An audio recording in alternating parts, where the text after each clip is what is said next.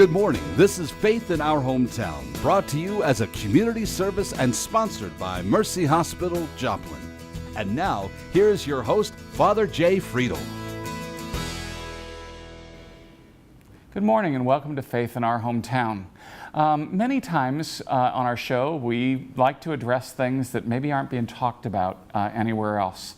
One of the things that I think is one of the pervasive issues for us as a society in this day and age is the issue of pornography. And so I've invited one of those people who talks about it not from the aspect of selling it, but from the aspect of warning people about the dangers of it. And so my guest this morning is going to be Gallagher Cardona, who is one of the Extension Services Coordinator, or one of the public educators at Life Choices. The issue of pornography is pervasive in our society, and it's becoming more and more so. I really, in my work with young adults, it's always a challenge to try to say, how do we keep this from hurting us even more than it already is? It's something I think we need to take a look at, and so we're going to do that right after we come back after this Mercy Minute. I'm Angie Saporito with Mercy Hospital. I'm here today with Dr. Stephen Meyer, cardiovascular surgeon with Mercy. Dr. Meyer, thanks for being here. It's my pleasure. Today we're going to talk a little bit about the vein clinic. What is that? That is an area of the outpatient clinic that we use to treat patients with venous disease. In the past, most of varicose veins and things like that required bigger surgeries in the operating room to treat. Now we have ways of treating these minimally invasively with catheters or with direct injection to the veins that we do here as an outpatient in the office. So it's fairly simple outpatient procedure? Fairly simple, yes. Very good. Do you need to be referred by your physician? Not necessarily. The patients, if they so wish, can call our office and we can set up an evaluation if they wish. Very good. So just a phone call to the office, call the number on your screen, and you can get right in. Welcome back. My guest this morning here in Faith in Our Hometown is Gallagher Cardona. Gallagher works at Life Choices as a public educator. Yes. And so welcome, Gallagher.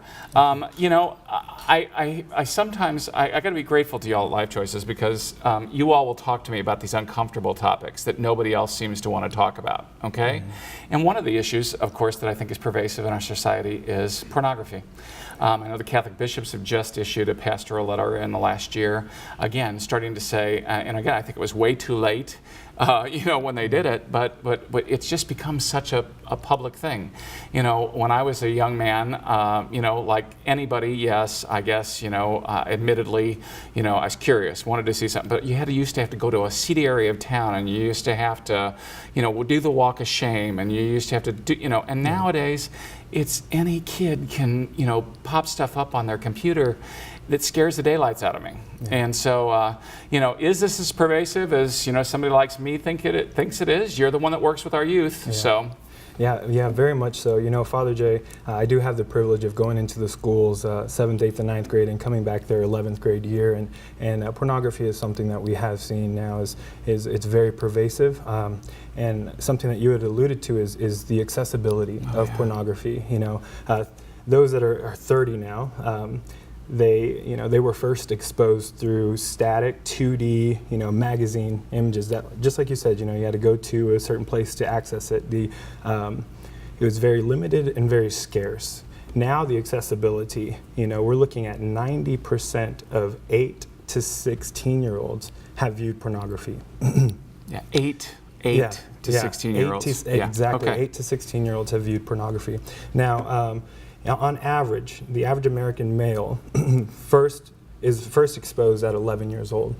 So if he continues to watch pornography, this will become his overwhelmingly predominant form of sexual education that he'll ever receive. And that's a scary thought. Very scary, because some of the messages and things that are in a lot of that stuff are very antithetical to, I think, the human spirit. Yes. Much less as people of faith would look at it as well, okay? Yeah.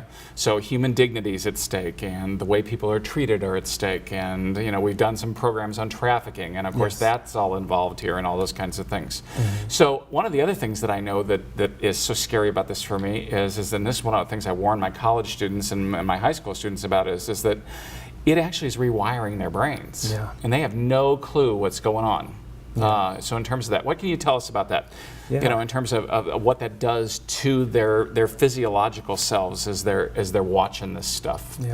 Yeah. Well, the last 2 decades, we've learned a lot about the brain and the neuroplasticity of the brain. And see, what happens is we have dopamines or neurochemicals that are released in the brain that kind of trigger the feel-good kind of hormone that's triggered in the brain. And what that does is it lets us know that an activity, you know, how to return to a certain activity. You know, when we eat a good meal, you know, you have an enjoyable time, that dopamine is released.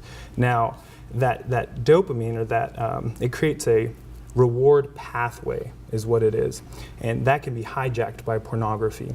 So whenever, you know, an individual is watching pornography, what happens is actually pornography is like a drug.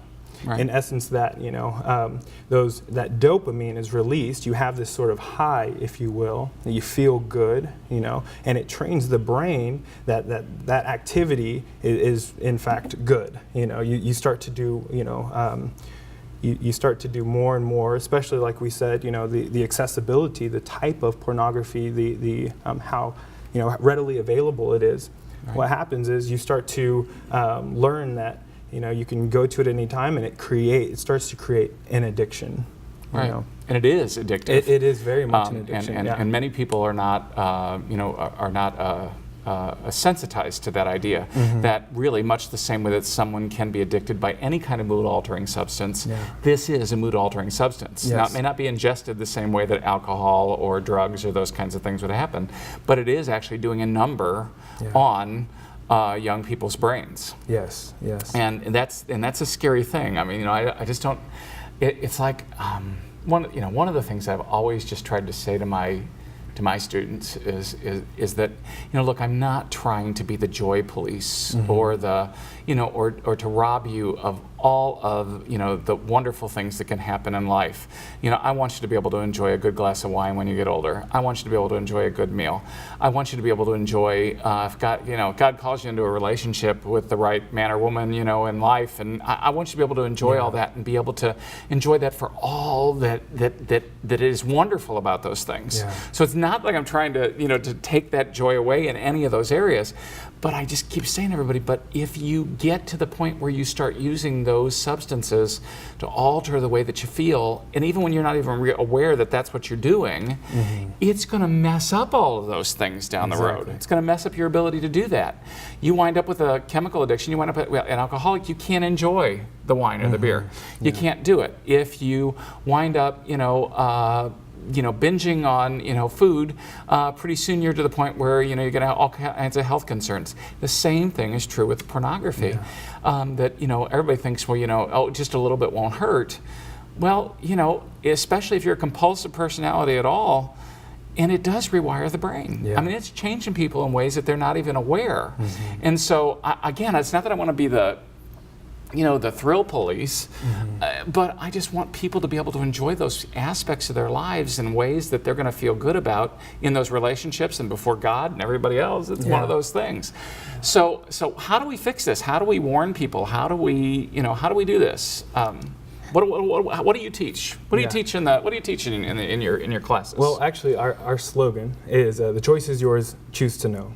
So I think one of the very first starting points is knowledge, is understanding, you know, kind of what you had just said as well. It's not so much what we're against, but what we're for. So if we're teaching healthy relationships, and that's my heart, that's my passion, is that I want for our young guys or young girls to have healthy relationships, to one day, you know, have a beautiful marriage, you know. But in order for that to happen, you know, then we need to kind of educate on the realities of, you know, the devastating impact that pornography plays in an individual's life. And so I would say the launching pad is understanding the effects of it, you know, and with that in mind, you know, there's actually, and I don't want to get too scientific here, but there's, it's really fascinating how the brain works. Get a little scientific. It's good for everybody on a Sunday morning. It's right? Good. Well, there is a protein in the brain called delta phosphate.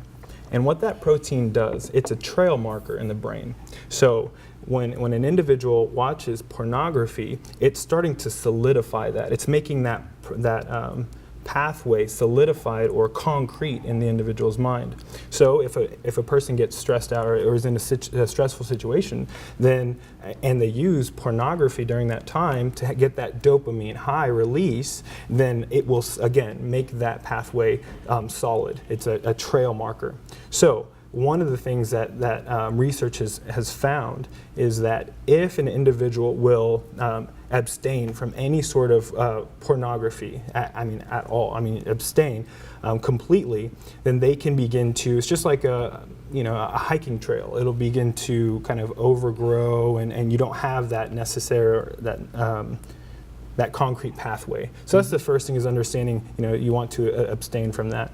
And another thing, I like to point out is, I want to talk about what you truly want. What do you truly desire? Out of a relationship, what do you want? And I love working with teens. Man, it's so great to hear all the great aspirations, the great things that they want to do in life. We do have great teenagers. Oh. But there's so many things in this world that'll bite them. Yes. Yeah. And that's what, I agree with you. We got some great teens, and it is fun working with them, simply because, when they just set their minds to something, that they're going to live life, according to their principles that they choose, not just because I'm saying it, or not just because you're saying it, but because that's what they want. Mm-hmm. Then they're onto something.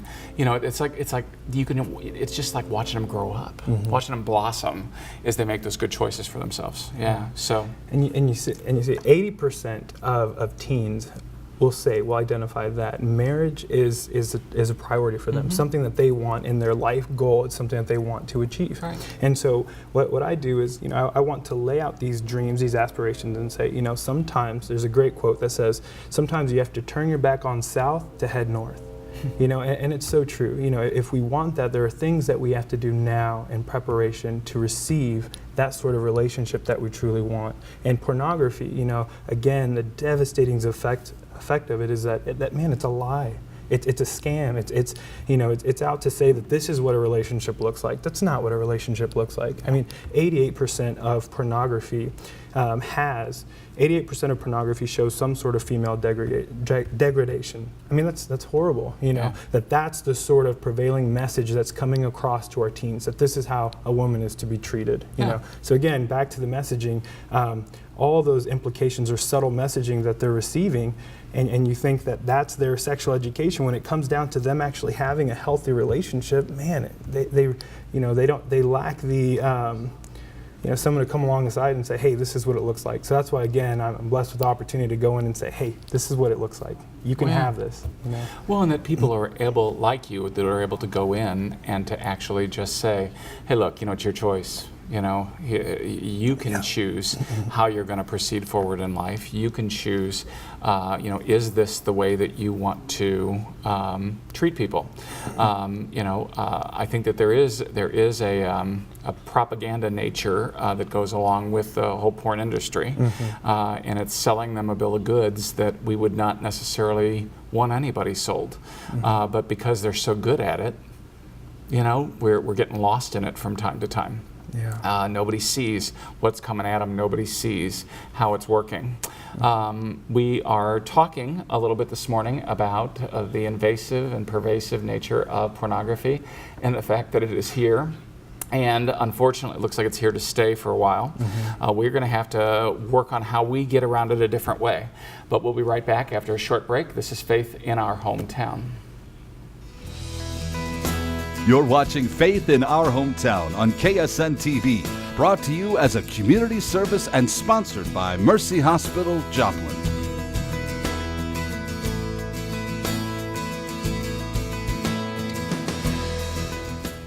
Welcome back to Faith in Our Hometown.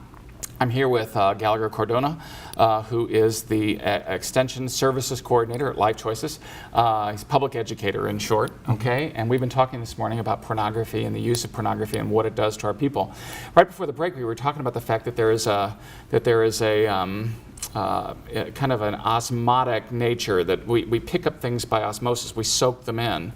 And so many of the messages that are in porn are degrading to women, yes. And degrading to the people that are in it.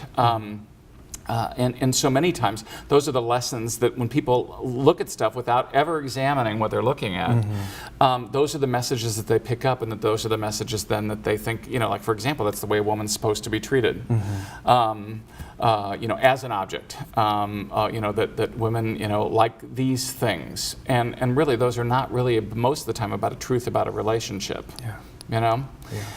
In your education, how do you help people to see the lies that they're being sold? How do you do that?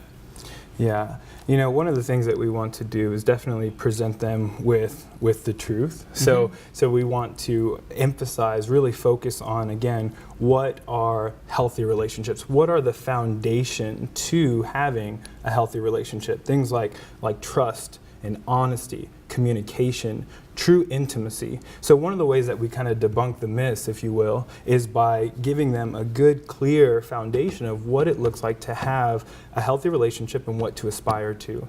And so, again, with going in for 2 weeks into the schools, man, it's such an amazing, opportunity. Right. And again, the emphasis there is healthy relationships. So again, one of the ways that we're able to combat the lies is by presenting them with the truth, And going back to something that you had said as far as the subtle messaging, that happens, with any form of media, there's some sort of messaging that's coming across, and researchers have identified that the messaging that our guys are receiving from pornography is actually different than the messaging that our females are receiving from pornography. Say a little bit about that, because I think that's going to be fascinating for our folks that are listening. I think these are things that a lot of people just don't think about. Yeah, okay? Yeah. Well, going back to the accessibility, of pornography, one thing, it trains a guy that sex should be accessible at any time. Because if you think about it, pornography is accessible to him at any time. And obviously there are implications of that in a marriage relationship that you think,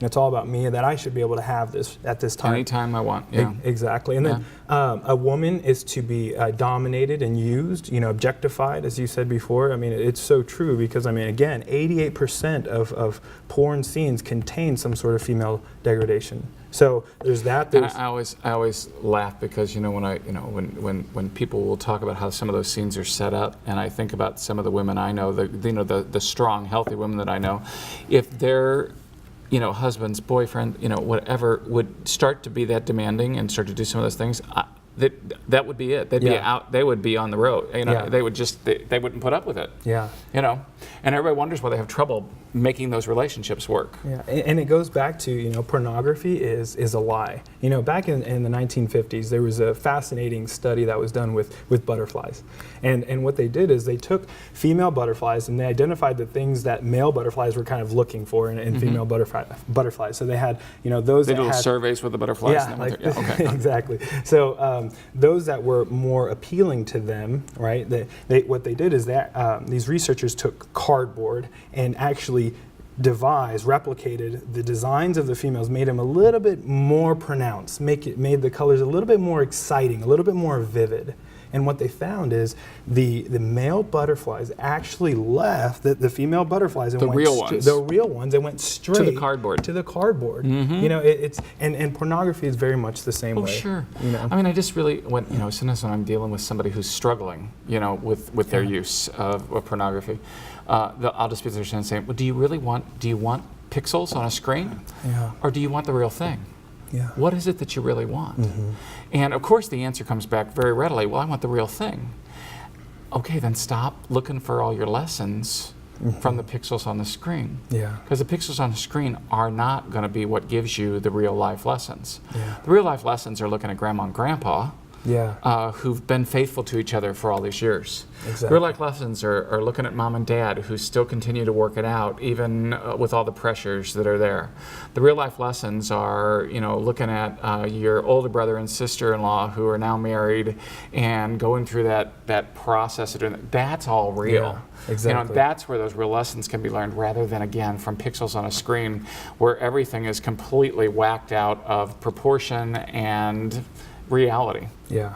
in terms of that. So how does it work on the women? I want to make sure we get to the second Yeah, part of that, yeah. because we were talking about how it works on the men. Did you finish that, how it works on the men? Yeah, there's a couple other things. Okay, let's finish the men first. Okay, yeah. So when he's no longer fulfilled, he should find something or someone new that excites him, you know, and that's, it goes back to, you know, with pornography, the addictive nature of it is you have to have either more pornography or more frequently used pornography or a more extreme or hardcore version of pornography Like to have the same darker, more intense kinds of things, right? Exactly, Yeah. in order to have the same sort of dopamine release that happens. And so again, that And again, that's getting hardwired. Exactly. They're getting rewired while they watch it, and they have no clue, none Yeah. whatsoever. Yeah. And that just scares me. It scares me for all my young guys. Okay. Yeah. Yeah. Brain scientists actually have a saying that says neurons that fire together wire together. And so when you're yeah, right. That's a new one. I've never heard that one. It's good. Thank you. I'll put that in the arsenal. Okay.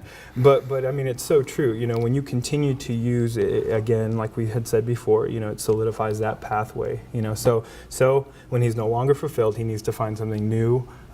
Or someone new that will excite him. So, and that again leads to even in the implications in a marriage relationship where you see so many divorces that are coming through. And actually, the majority here's something very fascinating, and there was a lot of research done within divorces to kind of see, okay, what are some of the causes? And actually, the majority of divorces have some sort of pornography that had been stated in or as a cause to the divorce. Or at least a contributing factor. Yeah, a contributing factor Yeah, to exactly. the Sure. divorce. So now, on the female side of things, one of the messages is that a young woman will believe that her self-worth is tied to her appearance or or sexual performance. You know, they there's definitely that. There's also this idea of if you want a relationship, you have to give him whatever kind of sex he wants. There's that sort of thing that it's telling a woman.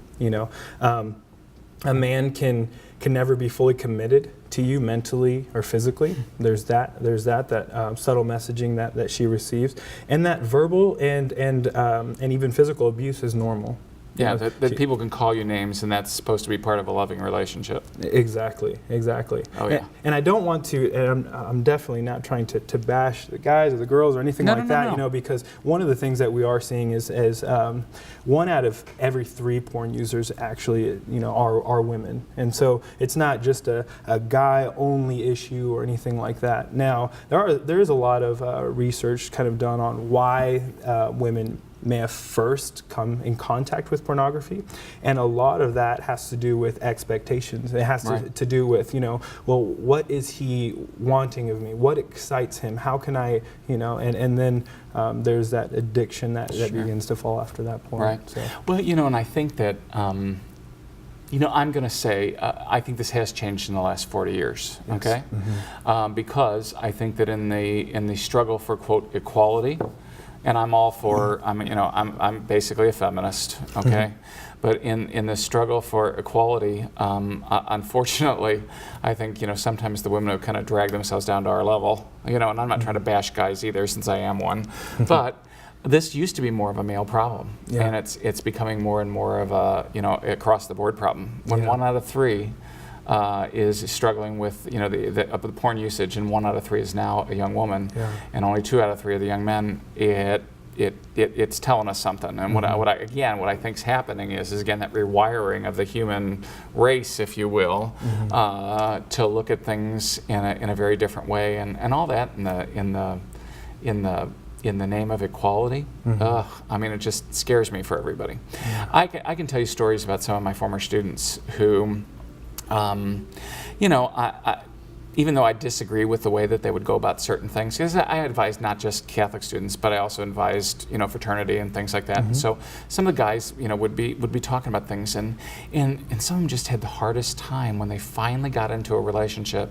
There's one thing when they were out just, quote, sowing wild oats, and even though, they'd always worry about this, oh, Father Jay, you're supposed to say those things, you're supposed to say those things.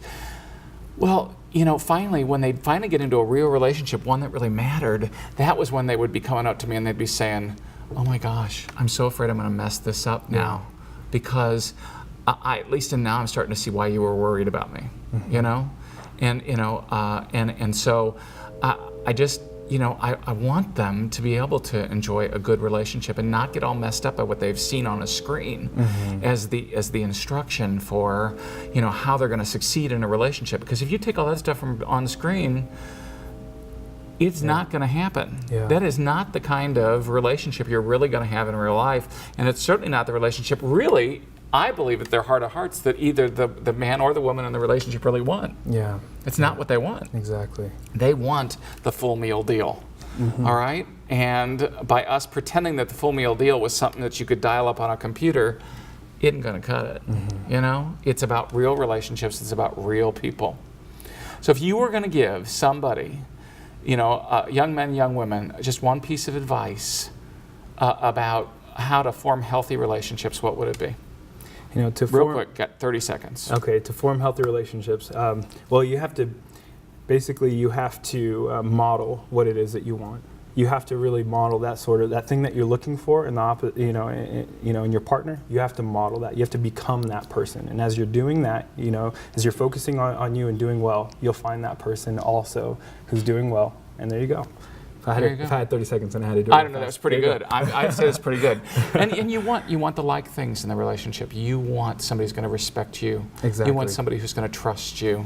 Yeah. My 3 marks here: you're going to be faithful, forgiving, and only then can you become fruitful. There you go. Okay? See, I'm going to use that. So now. there you go. I got Well, we can go through that. So we'll be right back in just a moment for our wrap up for Faith in Our Hometown for another week. I'm Angie Saprito with Mercy Hospital. I'm here today with Dr. Jeff Manley. Dr. Manley, what do you do here? OBGYN physician. All right. And your office is located where? We're in the hospital clinic complex, I guess, if you will, and it's on the 5th floor, just right down from labor and delivery. So it's convenient to be down the hall from labor and delivery, but also what are the benefits of that? Well, being in the same place makes it just safer for our babies, safer for our moms, because the physician's always in the same building, just a few steps down the hallway. In our labor and delivery rooms, they labor, deliver everything in the same room. It's nice, yeah. They are able to labor, deliver, and their postpartum recovery is all in the same room. There's room there for family and to stay the night as well. So everybody gets to stay in the same place, which is a nice added benefit. Right across the hall from our NICU. It's just right across the hall from the NICU. All right, and you're accepting new patients. If you'd like to make an appointment, you can call the number on your screen or visit mercy.net for more information. Well, our topic this morning has been one of those unpleasant ones. Our topic this morning is pornography, just what you want to have over your Sunday morning cup of coffee. But I think it's important enough that we really truly do want to and need to have the conversation. I want to thank Gallagher Cordona for joining us this morning to talk about this. He educates out in the community, and we need to do more education in the community as well. This is something that has creeped its way into our lives. And whether we like it or not, it's a part of our lives. Our young people have instant access, and they've got it way too easy, and it's way too often, and it's rewiring their brains, and they don't even know it. We want them to have healthy relationships. We want them to have healthy relationships with the people that they're going to choose in life to move forward in life together. As a person of faith, a healthy relationship is also a holy relationship. And if they're not healthy, they can't be holy. So let's see what we can do to make them both and to help our young people and ourselves as we move forward. Thanks for joining us for Faith in Our Hometown. Thanks for watching. Faith in Our Hometown can be seen every Sunday morning at 9 a.m. here on KSN. Brought to you as a community service and sponsored by Mercy Hospital, Joplin.